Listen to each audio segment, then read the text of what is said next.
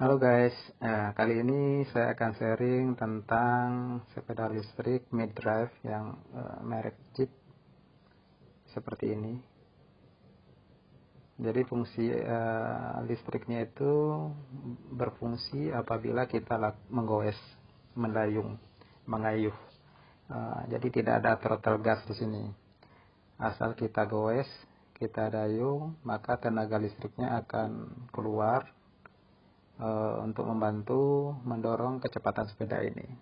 Nah, ini powernya bisa dari posisi 1 sampai 5. Cuman mau dari posisi berapapun, kecepatannya tetap dibatasi maksimal 25 km per jam.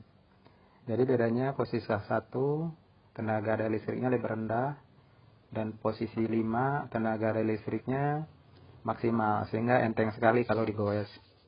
Nah, cuman ketidaknyamannya itu kecepatannya cuman dibatasi 25 km per jam. Nah, jadi pada posisi jalan yang kita pengen ngebut, yang jalannya lurus lancar, ini suatu ketidaknyamanan. Kita bisa menembus kecepatan di atas 25 km per jam tersebut, tapi itu yang bekerja daya kaki, dan itu lumayan berat kalau kita misalnya dalam posisi sudah jarak jauh dan kecapean. Nah, ini yang kita akan coba akali, kita pecahkan sehingga batasan maksimal 25 km per jam itu menjadi tidak ada. Artinya kita mau dayung di kecepatan sampai di atas 25, mau 30 km per jam, mau 40 km per jam, support dari listriknya tetap membantu, tetap bisa mendorong kecepatan sepeda sehingga menggoesnya tidak terlalu berat. Nah, ini yang mau coba kita akali. Nah, itu terlihat dalam posisi berdiri di standar, kita dayung pedalnya, itu kelihatan sensor kecepatannya bekerja. Nah, jadi kuncinya di sini adalah sensor kecepatan. Jadi kita cari di mana sensor kecepatan di sepeda ini, kemudian itu kita hack.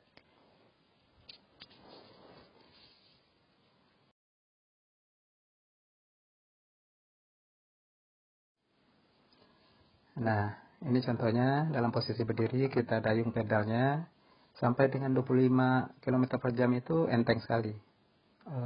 Dia terasa didorong sendiri, ada yang dorong sendiri dari power listriknya. Tapi begitu masuk 26 km per jam, jadi terasa berat karena otomatis mati daya listriknya.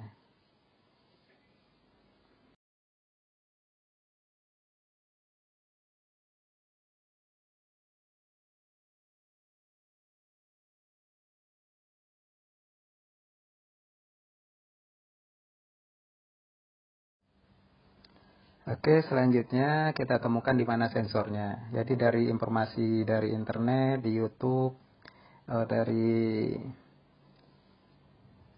hobi sepeda listrik di luar negeri dengan konten-konten YouTube-nya, kita jadi tahu bahwa untuk sepeda jenis ini ada sensornya di sekitar roda, jari-jari yang ada magnet, kemudian sensor.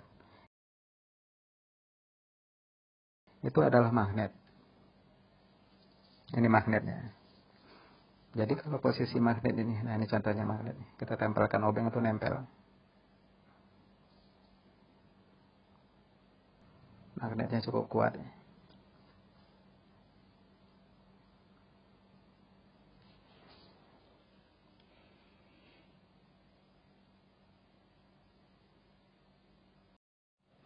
Nah, selanjutnya yang kita temukan adalah ada sensor kecepatan yang kabelnya tersambung kepada controller dari sepeda ini di dalam motornya. Nah, ini dia sensornya.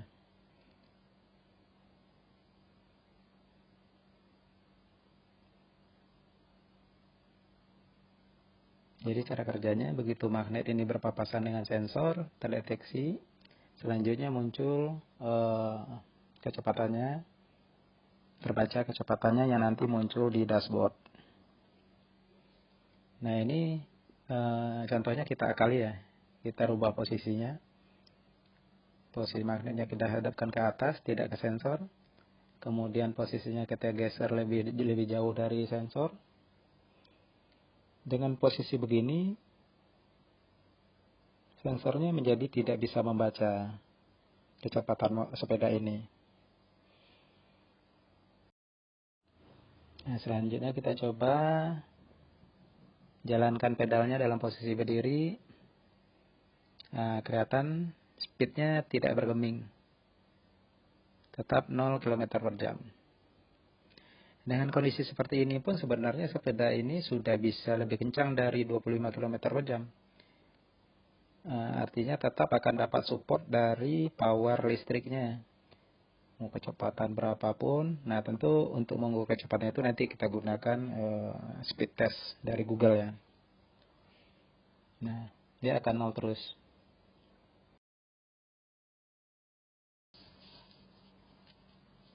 Nah, kita akan coba akali, kita pindahkan posisi dari magnet dan sensor tadi. Yang dalam kondisi seperti ini kan tidak terdeteksi. Jadi kalau kita pindah ke posisi lain, dia terdeteksi tapi dengan speed yang lebih lambat dari yang sebenarnya. Nah, kita coba buka dulu. Pertama kita lepas magnetnya.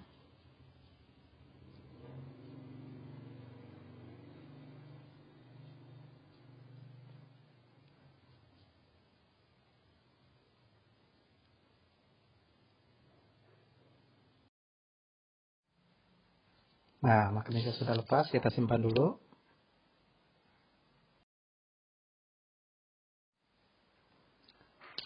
Nah, selanjutnya kita lepas sensornya. Yang terpasang ada satu baut di sana. Kita lepas pakai obeng plus.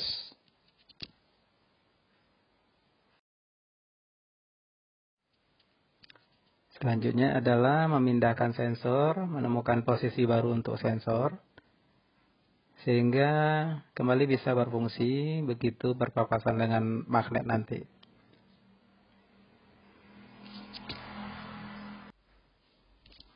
Selanjutnya kita pasang magnetnya pakai kabel tis yang kita masukkan ke sela magnet posisi jari-jari tadinya. Kemudian kita ikat ke pedal, ke tuas pedal. Jangan lupa posisi magnetnya harus menghadap ke dalam ya. Menghadap ke dalam sehingga nanti bisa terbaca oleh sensor, jangan kebalik. Selanjutnya kita pilih penempatan posisi untuk sensor, kurang lebih sedikit ke kiri dibanding magnet seperti posisinya semula di jari-jari tadi. Kemudian kita ikat sementara pakai kabel tis. Kemudian kita tes dengan posisi sementara ini, apakah sudah berfungsi dan terbaca dan akan kelihatan di dashboard. Nah, kita coba tes. Kita putar pedalnya, nah itu udah jalan, artinya berfungsi dengan baik.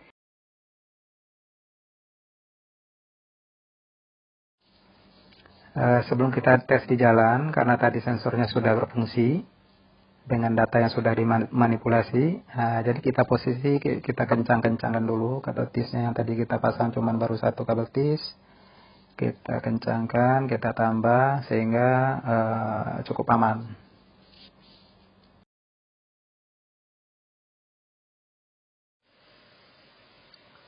Baik, selanjutnya kita tes jalan. Kita menggunakan aplikasi dari Waze saja yang ada indikator kecepatan kilometer per jamnya juga sebagai pembanding. Nah, di sini terlihat di dashboard sepeda masih 5 km per jam. Di aplikasi Waze sudah belasan kilometer per jam. Nah, ini udah 23 km per jam. Di dashboard masih 7. Nah, tembus. Nah, ini udah 26 km per jam. Udah 29, udah 30. Sementara power dari elektriknya masih tetap support, tidak mati. Artinya proyek kita sudah berhasil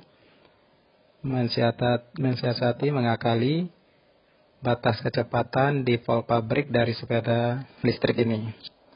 Artinya mau kecepatan berapapun, mau 30, 40 nantinya, sambil digoes, tetap akan dapat support tenaga daya listrik dari sepedanya, sehingga dapat digoes dengan enteng.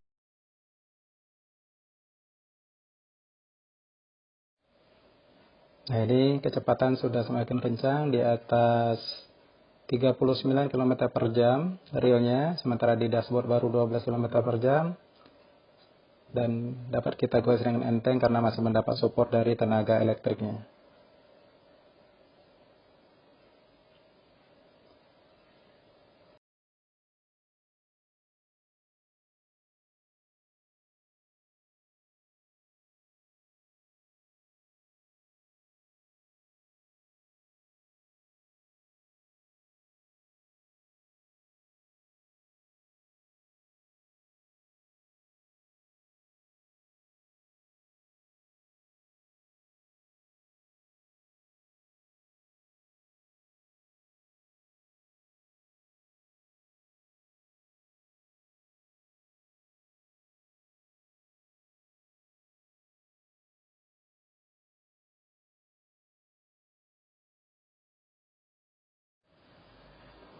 Oke, demikian sharing dari saya kali ini. Semoga bermanfaat. Terima kasih. Assalamualaikum warahmatullahi wabarakatuh.